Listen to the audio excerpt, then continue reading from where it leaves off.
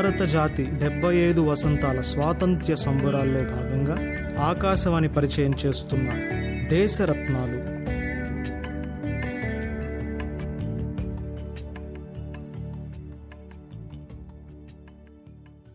ఈరోజు మనతో పాటు డాక్టర్ శ్రీనివాస్ కుమార్ గారు, director, Indian national centre for oceanic information services మనతో పాటు ఉన్నారు. మనకు స్వాతంత్రం వచ్చి 75 సంవత్సరాలు అయింది. మరి 75 సంవత్సరాలు సాంకేతికంగా చాలా అభివృద్ధి చెందాము. నిదర్శనం ఏంటంటే Indian national centre for oceanic information service director గారు డాక్టర్ శ్రీనివాస్ కుమార్ని అడిగి ఈ ఓషనిక్ సర్వీసెస్ అంటే ఏంటి, ఎప్పుడు స్థాపించారు, వాటి యాక్టివిటీస్ మొదలైన విషయాలు తెలుసుకుందాం. నమస్తే శ్రీనివాస్ కుమార్ గారు. నమస్తే అండి. నమస్తే రాజశేఖర్ గారు. శ్రీనివాస్ కుమార్, ఇది ఎప్పుడు స్టార్ట్ చేశారు? ఇన్కాయిస్ అనేది ఎప్పుడు స్థాపించారు? మెయిన్ రీజన్ ఏంటి స్థాపించడానికి? ఇన్కాయిస్ అనేది మీరు చెప్పినట్టుగా Indian national centre for ocean information services అంటారండి, ఇన్ షార్ట్. ఈ ఆర్గనైజేషన్ వచ్చి మినిస్ట్రీ ఆఫ్ ఎర్త్ సైన్సెస్ అని ఉంది, MOES. So ministry of earth science కింద వస్తుంది అనమాట, ఆటోనమస్ ఇన్స్టిట్యూషన్ మినిస్ట్రీ కింద. సో ఇది స్థాపించింది ఇనిషియల్ గా 1999లో. అంటే యాక్చువల్ గా యాక్టివిటీస్ అన్ని స్టార్ట్ అయింది ఆల్మోస్ట్ ఒక 2001 నుంచి యాక్టివిటీస్ యాక్టివ్ గా స్టార్ట్ అయినాయి అన్నమాట. ఇది ఎందుకు స్థాపించారంటే, ఇప్పుడు మనకి తీర ప్రాంతాల్లో, మనకి భారతదేశానికి చాలా పెద్ద తీర ప్రాంతం ఉంది. 7,500 కిలోమీటర్ల లెంగ్త్ లో తీర ప్రాంతం ఉంది. కోస్టల్ ఏరియా అండి. Coastal area, exactly. సో ఈ కోస్ట్ లైన్ లో ఉండే ప్రజలందరికీ, వాళ్ళు మత్స్యకారులు అవనివ్వండి, లేదంటే చిన్న విలేజెస్ అవనివ్వండి, పెద్ద టౌన్స్ అవనివ్వండి, ఏదైనా సరే సముద్రానికి సంబంధించి ఇన్ఫర్మేషన్ కావాలి. ఇప్పుడు మనకి ల్యాండ్ మీద వెదర్ ఇన్ఫర్మేషన్ ఎలా ఇంపార్టెంటో, for example rain fall, wind, అదంతా మాన్సూన్ కి సంబంధించి ఇన్ఫర్మేషన్ ఎలా అయితే ఇండియా మెట్రలాజికల్ డిపార్ట్మెంట్ ఎలా ప్రొవైడ్ చేస్తుందో ల్యాండ్ మీద, అలాగే మనకి ఓషన్ కి సంబంధించి ఇన్ఫర్మేషన్ చాలా అవసరం అన్నమాట. ఇప్పుడు మత్స్యకారులు రోజు చేపల వేటకి వెళ్తారు, కోస్టల్ ఏరియాస్ లో ఉండే కంపెనీస్ ఉంటాయి, ఇండస్ట్రీస్ ఉంటాయి, పాపులేషన్ ఉంటుంది. సో వీళ్ళందరికీ కావాల్సిన ఇన్ఫర్మేషన్, ఓషన్ కి సంబంధించిన ఇన్ఫర్మేషన్ ఇవ్వటానికి రీసెర్చ్ చేయటం కానివ్వండి, లేదంటే ఓషన్స్ లో అబ్జర్వేషన్స్ చేయాలి. ఇప్పుడు మనం వేవ్స్, ఫర్ ఎగ్జాంపుల్, అంటే అలల తాకిడి ఎటు నుంచి ఉంటది, ఎంత హైట్ ఉంటాయి అలలు పర్టికులర్ టైంలో, టైడ్స్ ఉంటాయి, ఫర్ ఎగ్జాంపుల్ లో టైడ్, హై టైడ్ అని. ఎగ్జాక్ట్లీ, ఈ లో టైడ్, హై టైడ్ అని ఇవన్నీ ఎప్పుడు ఉంటాయి. సో ఇలాంటి విషయాలన్నీ ప్రజలకి ఇన్ఫర్మేషన్ ప్రొవైడ్ చేయడానికి ఈ ఇన్కాయిస్ అనే సంస్థని ఎస్టాబ్లిష్ చేసింది గవర్నమెంట్. సార్, యాక్చువల్గా ఇప్పుడు weather information Indian meteorological department వాళ్ళు ఇస్తున్నారు, దానికి మీకు తేడా ఏంటండి? యాక్చువల్ మెయిన్ డిఫరెన్స్ ఇప్పుడు కోస్టల్ ఇన్ఫర్మేషన్ అండి. ఫర్ ఎగ్జాంపుల్, మేము మా నుంచి వచ్చే ఇన్ఫర్మేషన్ మీకు చెప్తాను, ఏమేమి ఇస్తాము. కొన్ని ఇన్ఫర్మేషన్ మీకు తెలిస్తే మీకు అప్పుడు తెలుస్తుంది అనమాట. సో ఫర్ ఎగ్జాంపుల్, మత్స్యకారులకి ఎక్కడికి వెళ్తే, చేపల వేటకి ఎక్కడికి వెళ్తే ఎక్కువ చేపలు దొరికే అవకాశం ఉంది, లేదంటే తక్కువ సమయంలో ఈ ఫిషింగ్ ఏరియాస్ అంటారు, పొటెన్షియల్ ఫిషింగ్ జోన్స్ అంటారు అనమాట. సో ఆ potential fishing zones information routine గా ప్రతిరోజు ఇన్కాయిస్ ప్రొవైడ్ చేస్తుంది అనమాట. సో ఈ కైండ్ ఆఫ్ ఇన్ఫర్మేషన్ ఇంకా కంట్రీలో ఏ ఏజెన్సీ ప్రొవైడ్ చేయదు. ఇది ఫర్ ఎగ్జాంపుల్ ఒక చిన్న ఎగ్జాంపుల్. సో ఇది ఎలా చేస్తామంటే, మేము శాటిలైట్, ఇప్పుడు ఫర్ ఎగ్జాంపుల్ మన ఇస్రో లాంచ్ చేసిన ఓషన్ శాట్ అనే శాటిలైట్ ఉంది. ఈ శాటిలైట్ నుంచి మేము ఇక్కడ రిసీవ్ చేసుకున్న డేటా ఇన్కాయిస్ లో, సో ఆ డేటా అంతా రియల్ టైమ్ లో అనలైజ్ చేసి, అది సీ సర్ఫేస్ టెంపరేచర్ ఎలా ఉంది, క్లోరోఫిల్ అంటే పత్రహరితం అంటారు, యాక్చువల్ గా సీలో ఉంటది అనమాట అది. సో అదేంటంటే చేపలకి ఫుడ్ కింద యాక్ట్ చేస్తుంది అనమాట, గ్రీన్ మైక్రోస్కోపిక్ క్లోరోఫిల్ అంటారు. సో అది మేము శాటిలైట్స్ నుంచి ఎవ్రీ డే దాన్ని మేము రియల్ టైమ్ లో మానిటర్ చేసి, సో ఇక్కడికి వెళ్తే ఇక్కడ చేపలు ఎక్కువగా ఉండే అవకాశం ఉంది, ఆ టెంపరేచర్ వల్ల కానివ్వండి, క్లోరోఫిల్ వల్ల కానివ్వండి, ఇంకా చాలా పారామీటర్స్ ఉంటాయి, కరెంట్స్ వల్ల, విండ్స్ వల్ల, ఇవన్నిటి వల్ల ఇక్కడ చేపలు ఎక్కువ దొరికే అవకాశం ఉందని చెప్పి మేము ఐడెంటిఫై చేసి, దాని ప్రతి కోస్టల్ ఏరియాలో చాలా ల్యాండింగ్ సెంటర్స్ ఉన్నాయి, పోర్ట్స్ ఉన్నాయి.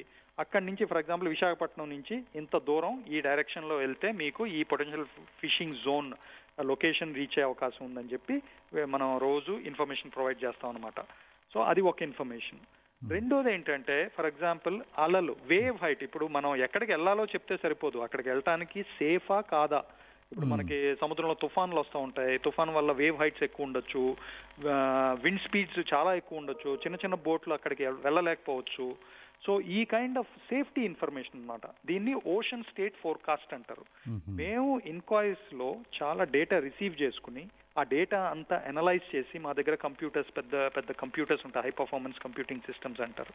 సో దాని మీద మేము న్యూమరికల్ మోడల్స్ రన్ చేసి ఇప్పుడు ఈ రోజు నుంచి వచ్చే 5 రోజుల వరకు ప్రతి 3 గంటల వ్యవధికి వేవ్స్ ఇలా వచ్చే అవకాశం ఉంది, ఇంత హైట్ 2 మీటర్లు వచ్చే అవకాశం ఉంది, లేదంటే 5 మీటర్లు వచ్చే అవకాశం ఉంది, ఈ డైరెక్షన్ నుంచి వచ్చే అవకాశం ఉంది వేవ్స్.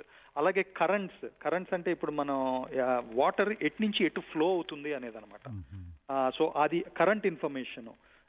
తర్వాత ఇటువంటి సముద్ర స్థితిగతుల్ని మేము ఫోర్కాస్ట్ చేసి ఈ ఇన్ఫర్మేషన్ ప్రొవైడ్ చేస్తాం. ఓషన్ స్టేట్ ఇన్ఫర్మేషన్ అంటారు అనమాట. సో అదొక ఇన్ఫర్మేషన్, అది సేఫ్టీకి, అది ఇంకా వేరే ఏ ఏజెన్సీ ప్రొవైడ్ చేయదు. అలాగే సునామీ వార్నింగ్, ఇప్పుడు మనకి 2004 సంవత్సరంలో పెద్ద సునామీ వచ్చింది, మనకి తెలుసు 2004లో. సో సునామీ వచ్చినప్పుడు గవర్నమెంట్ ఇప్పుడు మనకి అంటూ ఒక సునామీ వార్నింగ్ సిస్టమ్ ఉండాలి. అప్పట్లో ఇండియన్ ఓషన్ రీజియన్ లో వచ్చిన సునామీ వల్ల మొత్తం ఇండియన్ ఓషన్ లో దేశాల్లో కలిపి 2,30,000 మంది చనిపోవడం జరిగింది. మోస్ట్ డేంజరస్ అండ్ ఈ హ్యాజర్డ్ అనమాట సునామీ. సో అప్పట్లో మనకి 2004లో ఇండియన్ ఓషన్ లో ఎక్కడా కూడా సునామీని పసిగట్టి ప్రజలకు తెలియజేసే వ్యవస్థ లేదు అప్పుడు. సో 2004లో ఇది వచ్చిన తర్వాత మన భారతదేశంలో ఆల్మోస్ట్ 16,000 మంది చనిపోవడం జరిగింది పొట్టి భారతదేశంలో. సో అది అప్పుడు గవర్నమెంట్ ఎస్టాబ్లిష్ చేయమని చెప్తే ఇప్పుడు ఇన్కాయిస్ లో అది ఎస్టాబ్లిష్ చేయడం జరిగింది. సో ఇప్పుడు ఇండియాకే కాకుండా మొత్తం ఇండియన్ ఓషన్ కి సరిహద్దులో ఉండే దాదాపు 25 దేశాలకి ఇన్కాయిస్ నుంచి సునామీ వార్నింగ్స్ ప్రొవైడ్ చేస్తాం అన్నమాట. సో సునామీ ఏదైనా పెద్ద ఎర్త్క్వేక్ ఎక్కడన్నా జరిగితే సునామీస్ ఏంటంటే అండర్ సీ ఎర్త్క్వేక్స్ వల్ల ఎక్కువగా వస్తూ ఉంటాయి అన్నమాట. సో ఆ ఎర్త్క్వేక్స్ ని మేము ఐడెంటిఫై చేసి దానికి సంబంధించిన వ్యవస్థ అంతా ఎస్టాబ్లిష్ చేయడం జరిగింది. ఏంటి, మనం ఎర్త్క్వేక్ ని ఐడెంటిఫై చేయాలంటే మనకి సీస్మోమీటర్స్ అని చెప్పి ఎక్విప్మెంట్ ఉండాలి. అలాగే ఎర్త్క్వేక్ ఐడెంటిఫై అయిన తర్వాత సునామీ జనరేట్ అవుతుందో లేదో అని తెలుసుకోవాలంటే మనకి సునామీ బూయిస్ అంటారు అనమాట. సునామీ బూయిస్ అంటే ఇప్పుడు మీరు సముద్రంలో చూసే ఉంటారు, ఎప్పుడన్నా అట్లీస్ట్ పిక్చర్స్ చూసి ఉంటారు, ఫ్లోటింగ్ బూయిస్ ఉంటాయి అనమాట పెద్దయి. అవి ఏంటంటే కింద సెన్సర్స్ ఉంటాయి నేల మీద.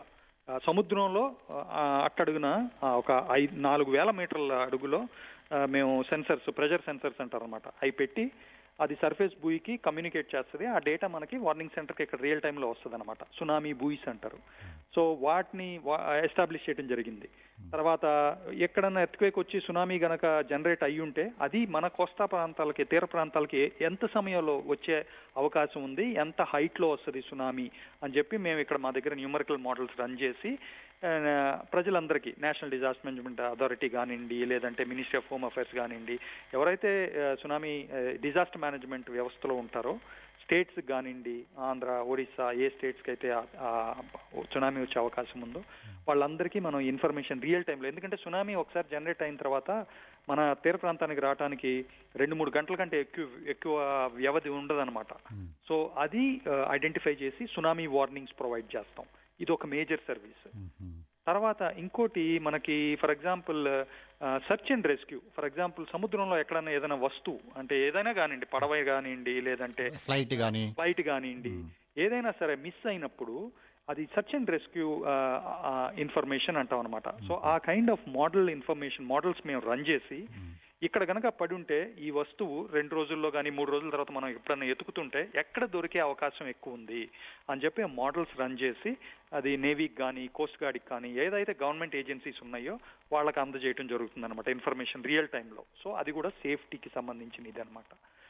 ఇంకోటి ఫర్ ఎగ్జాంపుల్ ఆయిల్ స్పిల్స్ జరుగుతూ ఉంటాయి. మనం వినే ఆయిల్ స్పిల్ అంటే ఇప్పుడు పడవలు పెద్ద పెద్ద ట్యాంకర్స్ లో ఆయిల్ తీసుకెళ్తా ఉంటారు, యాక్సిడెంట్ వల్ల కొన్ని కారణాల వల్ల ఆయిల్ స్పిల్ అవుతుంది. ఎగ్జాక్ట్లీ. సో మొన్న కూడా శ్రీలంక దగ్గర పెద్ద ఎంవి ఎక్స్ప్రెస్ పర్ల్ అని చెప్పి ఒక పెద్ద పడవ అది యాక్సిడెంట్ అయ్యి ఆయిల్ స్పిల్ జరిగింది శ్రీలంక తీరంలో. సో ఆ ఆయిల్ స్పిల్ ఏమవుతుందంటే అది జరిగిన తర్వాత అది ఓషన్ కరెంట్స్ ని బట్టి అది మన తీర ప్రాంతాలకు చేరొచ్చు. ఎట్లా వెళ్తుందో మనం ఫోర్కాస్ట్ చేయగలిగితే దాన్ని మనం మిటిగేట్ చేసే అవకాశం ఉంటుంది అనమాట ముందే, మన తీర ప్రాంతాలకు రాకుండా, మన ఈకో సిస్టమ్ దెబ్బతినకుండా. అది సో దాని దారి మళ్ళించవచ్చు అంటారా మీరు? దారి మళ్లించటం కాదు, ఏం చేస్తారంటే దానికి ఇప్పుడు Indian coast guard oil spill mitigation plans implement చేస్తారనమాట. అది ఇంప్లిమెంట్ చేయాలంటే మనకు అసలు ముందు ఆయిల్ స్పిల్ జరిగితే ఇంత అమౌంట్ ఆఫ్ ఆయిల్ స్పిల్ అయితే ఈ కైండ్ ఆఫ్ ఆయిల్ ఇది ఎటు వెళ్తుంది అని తెలుసుకుంటే దానికి సంబంధించిన వ్యవస్థ వేరే ఉంటుంది. ఫర్ ఎగ్జాంపుల్ ఆయిల్ అది మన బూమ్ బ్యారియర్స్ పెట్టి అది యాక్చువల్ గా దానికి సంబంధించిన దానికి కెమికల్స్ ఉంటాయి అన్నమాట.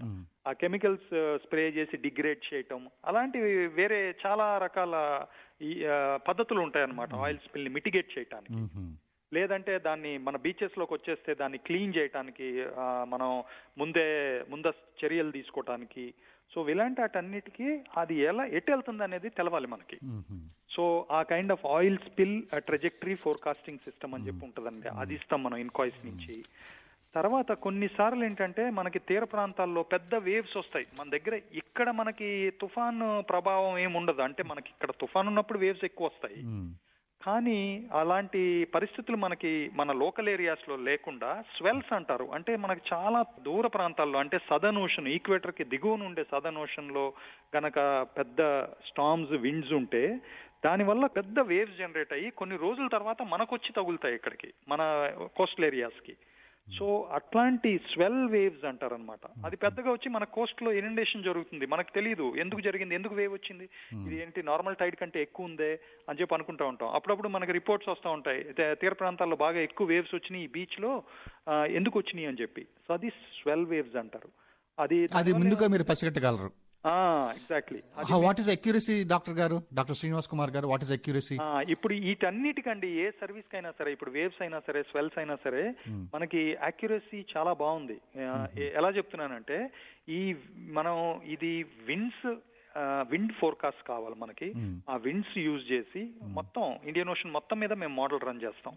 అది మనకి ఎప్పుడు వస్తుంది, ఎంత టైంకి వస్తుంది, ఎంత హైట్ వస్తుంది అనేది ఫోర్కాస్ట్ చేస్తాం మొత్తం తీరానికి. ఆఫీస్ నుంచి అండమాన్ నికోబార్ దీవులు కానివ్వండి, లక్షద్వీపులు కానివ్వండి, మొత్తం ఇండియన్ కోస్ట్ లైన్ లో మొత్తం అన్ని స్టేట్స్ కి ఇస్తాం ఇన్ఫర్మేషన్. మేము ఏది ఫోర్కాస్ట్ ఇవ్వాలన్నా ఫస్ట్ అబ్జర్వేషన్ చేయాలి. అంటే ఓషన్స్ లో ఇప్పుడు నేల మీద అనుకోండి మనం అబ్జర్వేషన్ చేయటం కొంచెం తేలిక.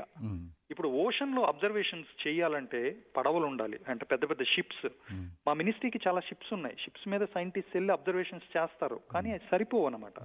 సో మనకి ఆటోమేటెడ్ బూయిస్ అంటారు. ఇప్పుడు నేను సునామీ బూయిస్ ఎలా ఉంటాయి అలాగే వేవ్ రైడర్ బూయిస్ అంటారు. ఏంటంటే మనకు తీరం నుంచి దాదాపు ఒక 30 మీటర్ల నుంచి 40 మీటర్ల లోతులో, అంటే అంత బ్యాథిమెట్రీ ఉన్న చోట ఈ బూయిని మేము ఇన్స్టాల్ చేస్తాం అనమాట.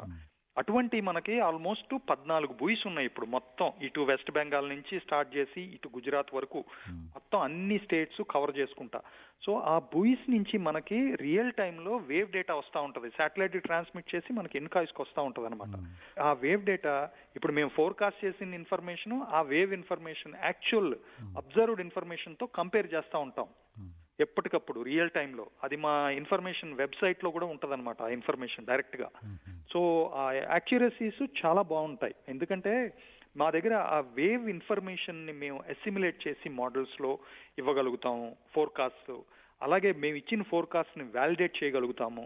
సో నేనేం చెప్తున్నానంటే అక్యురసీస్ ఈ అన్ని ఫాలో అవటం వల్ల అక్యురసీస్ చాలా బాగుంటాయి. ఫర్ ఎగ్జాంపుల్ మొన్న తాక్తే వెస్ట్ కోస్ట్ లో ఒక తుఫాన్ వచ్చింది, మీరు వినే ఉంటారు. అలాగే ఈస్ట్ కోస్ట్ లో యాస్ తుఫాన్ వచ్చింది.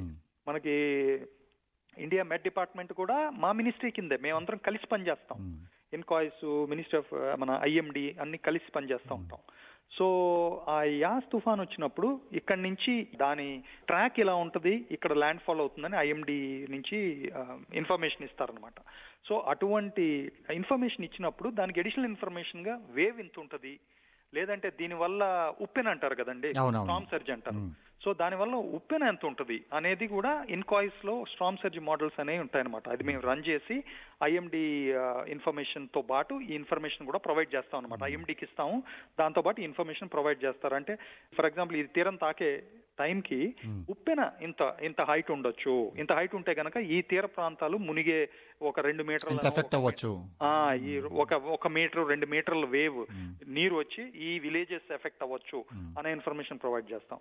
సో అప్పుడు దానికి సంబంధించి తాక్తే యాస్ అప్పుడు కూడా వేవ్ హైట్స్ 6 నుంచి 7 మీటర్లు ఉంటాయి వేవ్ హైట్స్, 8 మీటర్లు ఉంటాయి పలానా రోజున పలానా తీర ప్రాంతంలో అని చెప్పి ప్రిడిక్ట్ చేసాం అనమాట. చాలా అక్యురేట్ ఇన్ఫర్మేషన్ ఇవ్వటం జరిగింది. మేము వ్యాలిడేట్ కూడా చేసాం. అలాగే buoys National Institute of Ocean Technology అని, అది కూడా మా సిస్టర్ ఇన్స్టిట్యూట్ చెన్నైలో ఉంది. వాళ్ళు ఓపెన్ ఓషన్ లో బుయిస్ పెడతారనమాట ఇలాంటివి. సో కొన్ని ఓపెన్ ఓషన్ బుయిస్ లో దాదాపు 8 మీటర్ల వేవ్ అబ్జర్వ్ చేయడం జరిగిందనమాట. సో మా ఫోర్కాస్ట్ దాని అబ్జర్వేషన్ ఎంత ఉంది అని చూసి యాస్ తుఫాన్కి అటువంటి అక్యురేట్ ఇన్ఫర్మేషన్ ఇవ్వడం జరిగింది. అలాగే వెస్ట్ కోస్ట్ లో కూడా తాక్తే తుఫాన్ అప్పుడు కూడా చాలా అక్యురేట్ ఇన్ఫర్మేషన్, దాదాపు 6 నుంచి 8 మీటర్ల వేవ్ హైట్ పలానా ఈ ట్రాక్ ఎమ్మట ఈ తీరం వెంబడి కేరళలో కానివ్వండి, రత్నగిరి కానివ్వండి, గుజరాత్ లో కానివ్వండి, అది పాస్ అయ్యేటప్పుడు రియల్ టైంలో ఇంత వేవ్ హైట్స్ ఉంటాయని అక్యురేట్ గా ఇవ్వడం జరిగిందనమాట. సో అక్యురసీస్ చాలా they are very good actually. Sir, మరి స్వాతంత్రం వచ్చి 75 సంవత్సరాలు అయింది, ఇంత సైంటిఫిక్ డెవలప్ అయింది. ఇలాంటి సిస్టమ్, ఇలాంటి ఇది మిగతా దేశాల్లో ఉన్నాయా? లైక్ పాకిస్తాన్ కానీ ఇటు చుట్టుపక్కల దేశాల్లో కూడా ఇన్ఫ్రాస్ట్రక్చర్ ఇంత అక్యురసీ, ఇంత ఇన్ఫర్మేషన్ చేసే మిగతా దేశాల్లో కూడా ఉన్నాయా, చుట్టుపక్కల దేశాల్లో? చాలా మంచి ప్రశ్న అండి ఇది. యాక్చువల్ గా ఒకటి మనం చెప్పుకోవాల్సింది మంచి విషయం ఏంటంటే, ఆపరేషనల్ ఓషనోగ్రఫీ మేము చేసేది, ఇన్క్వైరీస్ చేసేది ఆర్గనైజేషన్ గా ఆపరేషనల్ ఓషనోగ్రఫీ అంటారు. సో ఆపరేషనల్ ఓషనోగ్రఫీ ఏంటంటే సముద్రాలని అబ్జర్వ్ చేయటం, రీసెర్చ్ చేయటం. రీసెర్చ్ అనేది ఎప్పుడు ఉంటుంది యాక్చువల్గా. చాలా దేశాల్లో ఏంటంటే రీసెర్చ్ చేస్తారు, వాళ్ళ దగ్గర రీసెర్చ్ ఇన్స్టిట్యూట్స్ ఉంటాయి. రీసెర్చ్ చేసి ఏమవుతుందంటే చాలా చోట్ల, చాలా దేశాల్లో కూడా అది ఒక పబ్లికేషన్స్ చేస్తారు సైంటిస్ట్. అది ఆ పబ్లికేషన్లో అలా ఉండిపోతుంది, మనకు అండర్స్టాండింగ్ ఉంటుంది. కానీ అది అక్కడతో చాలా కేసెస్లో ఏంటంటే అక్కడ ఆగిపోతుంది. మన కంట్రీలో, మన దేశంలో మన ఇన్క్వైరీస్ అటువంటి వ్యవస్థలు ఎస్టాబ్లిష్ చేయడం వల్ల మినిస్ట్రీ ఆఫ్ ఎర్త్ సైన్సెస్ లో, గవర్నమెంట్ లో, సో ఈ సైన్స్ మనకి ప్రజలకి, సామాన్య ప్రజలకి ఎలా ఉపయోగపడుతుంది అనేది ఆ ఎక్స్ట్రా స్టెప్ అన్నమాట. అది చేసి ప్రజలకి తీసుకెళ్ళడం జరుగుతుందన్నమాట. ఇది సైన్స్, అది ఆపరేషనల్ ఓషనోగ్రఫీ అంటారు. అంటే మనం ఫోర్కాస్టింగ్ చేయటం, అది ఫోర్కాస్టింగ్ కూడా ఏం చేయాలి, ఎవరికి పనికిరానిది ఫోర్కాస్ట్ చేయటం వేస్ట్ అన్నమాట. మనకి ప్రజలకి ఏం కావాలి. సో ఇటువంటి ఇన్స్టిట్యూషన్స్ చాలా తక్కువ, వేళ్ల మీద లెక్క పెట్టచ్చు. మన ఇండియన్ ఓషన్ రీజియన్ లో అయితే ఇన్క్వైరీస్ ఓన్లీ సెంటర్ అనుకోవచ్చు అనమాట. మిగతా కంట్రీస్ లో, దాదాపు ప్రపంచం మొత్తం మీద చూస్తే కూడా ఆపరేషనల్ ఓషనోగ్రఫీ చేసే వ్యవస్థ ఉన్న కంట్రీస్ వేళ్ల మీద లెక్క పెట్టచ్చు అంతే.